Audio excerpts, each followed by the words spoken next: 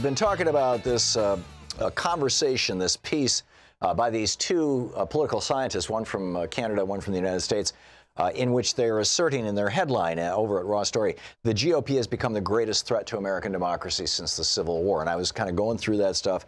I said I was going to tie it into the hashtag 5 white guys. There's this bizarre corporatist caucus in the Democratic Party that is leading the charge against Nancy Pelosi. And they are, you know, functionally in collusion with the Republican Party in many regards, because they're dancing, their strings are being pulled by the same puppeteers, which is the billionaire class, the big corporations.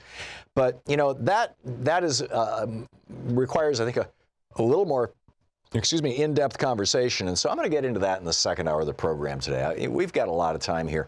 I want to finish up this rant about how the Republican Party has actually become a threat to democracy itself in the United States, to the institution of democracy in the United States. The rhetoric that they're using now, that the party has embraced, it's not, I mean, Trump is just a crude version of Richard Nixon and of Ronald Reagan. Richard Nixon's, said it in code, well, a lot of people don't think that forced busing is a good idea. And quotas, I'm not sure quotas are really the thing that America was founded on, and stuff like that, and then Reagan, upped the ante, although he had the actor's skills that Richard Nixon lacked. But Reagan was every bit as corrupt as Nixon. He also committed treason to get into office, cutting a deal with the Iranians to hold the hostages, to destroy Jimmy Carter politically. And then once he got in, he basically did the same thing Nixon did. His first speech when he was running for political office was in Philadelphia, Mississippi, or near the Nebosha.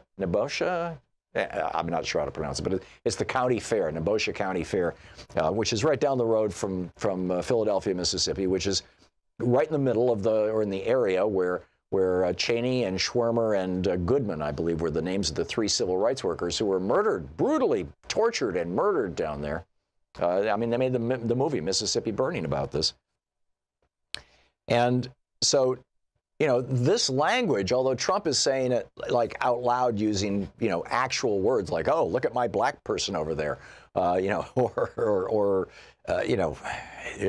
rapists or they're thieves or they're the scum or there's the S-hole countries and always being countries that are, majority people of color, those kind of things. He's saying it in ways that white guys in rural areas talk in bars. And that's why they love him. But he's saying the same thing that the Republican Party has been saying since Richard Nixon basically took it over in the 60s. And this is fundamentally antithetical. That is opposite to, in opposition to, destructive of the values that were first expressed in the Declaration of Independence, through the Constitution, and throughout the years in the United States, and have, with every generation gotten a little bit better until recently. Those values, those egalitarian values, those small d democratic values, those small r Republican values. Racial hatred, racial animus, which has become the animating instinct of the Republican Party, we now know, is just insanely destructive to democracy. Because democracy means we all live together, work together, figure stuff out together. But, when racial hatred comes into it, it tears us apart, and that's not a good thing for democracies. And what I started to say earlier is one of the things that we know from the research that was done after the election. You had probably 6 months there where the media was all going, oh, it's these white guys in the rural areas who put Trump over the top. And they did it because they're economically insecure. Well, yeah, they're economically insecure. 80% of Americans are economically insecure, living paycheck to paycheck, and living with debt. 80% of Americans. But that's not why they voted for Trump. The majority of them voted for Trump, it turns out, because he wasn't a woman, and because he wasn't part of the Democratic Party that has been working for minority rights, and including minority voting rights. So these guys point out in their article that, from 1919 to 1939, the rise of fascism all around the world came with exactly this kind of rhetoric. It came during a time of economic crisis, a time of growing inequality, and a time of economic insecurity among the working class. And how did these, Mussolini, Stalin, Franco in Spain, and obviously Hitler in Germany, how did these guys, how did they language this? They said, hey, your economic crisis is being caused by racial and ethnic minorities, including Jews, migrants, women, and sexual minorities. And because these people are all struggling for equal rights, right? And that's what's causing your problems, they said. And we're seeing that all over again, including the Jews part, with all the anti-George Soros stuff. And now we find that Facebook hires a PR firm to blame things on George Soros. Are you kidding me? And in addition to this, this is part of their argument for why the Republican Party is the most destructive force in America right now when it comes to destroying the institutions of democracy itself. They have created a fake news media world. Now, on this program, I've been doing this program for 15 years.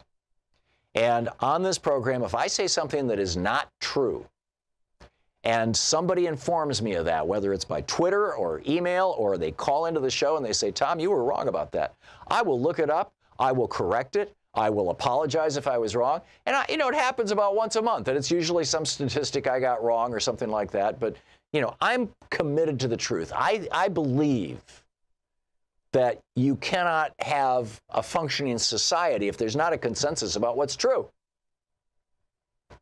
And so on the other side, on the Republican side, you've got a bunch of billionaires running the show and a bunch of corporations who are aligned with these billionaires whose only goal is to acquire more money. They have hoarding syndrome. If they weren't rich, they would be living in apartments with newspapers to the ceiling and hundreds of empty cat food cans. But instead, because, they're doing the same thing with money. It's Scrooge McDuck and his money bin. I mean, that's a pathology. Walt Disney captured that pathology. And these people control the Republican Party, and they control a very small part of the Democratic Party, which I'm going to get to in the second hour. And they're saying to these people, you will privatize Social Security because we want our big banks to make the $1 trillion a year in profit that they could make if they handled all that money, the $2.5 trillion in the Social Security Trust Fund. They'll make, maybe hundreds of billions in profits they'd make. You will privatize Social Security. You will do away with Medicare and Medicaid because we don't want to be paying taxes to support poor people and working people. Screw them. That's what they're saying to their Republicans. And you are not going to talk about climate change, even though it's destroying the United States. The fires in California, the hurricanes in Florida and Puerto Rico and Texas, the hurricanes, the tornadoes that are ripping across the Midwest, mile-wide tornadoes across Oklahoma last year, never before seen. Oh, you can't discuss that. And even the media is not doing this. There's a great piece over on Media Matters, I believe it is, about how the national media in covering the wildfires in California is completely avoiding any reference to climate change. Why? Well, because oil companies, fossil fuel industry, advertise on their television networks. And these giant corporations are part of this. So here you have this media world that is promoting fake news. I mean, literally fake news, stuff that is not true, that comes out of the mouth of Donald Trump and comes out of the mouth of the Republican Party. There's no such thing as global warming. And, and all this kind of stuff. They're literally promoting fake news while calling real news fake news.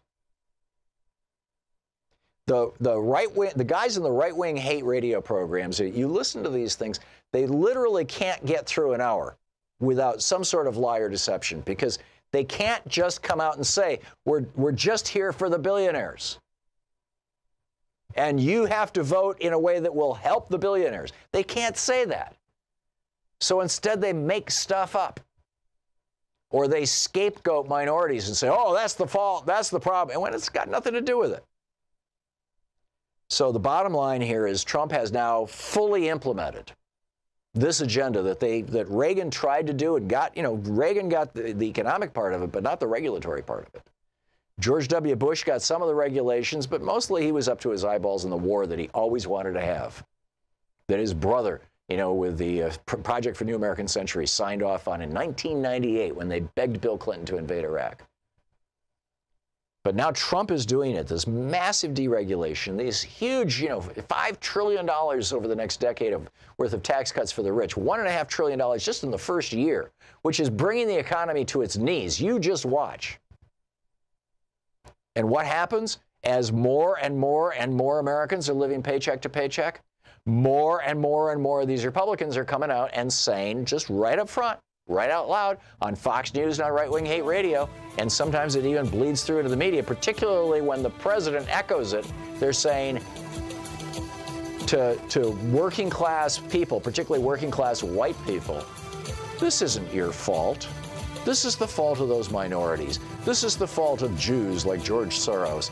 This is the fault of the Democratic Party because they talk about, welfare like Social Security. That's what's going on.